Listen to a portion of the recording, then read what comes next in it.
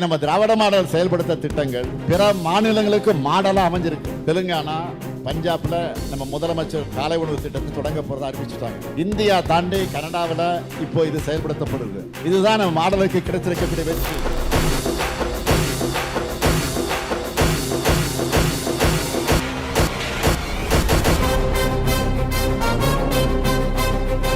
அது மட்டுமா, இலவசங்களை கொடுத்து மக்களை சோம்பேறியாக்குறோம்னு குற்றச்சாட்டை வச்சது யாரு? பாஜக. அந்த பாஜகவே அவங்க ஆளுகிற மகாராஷ்டிரா, மத்திய பிரதேச திட்டத்தை செயல்படுத்துறாங்க.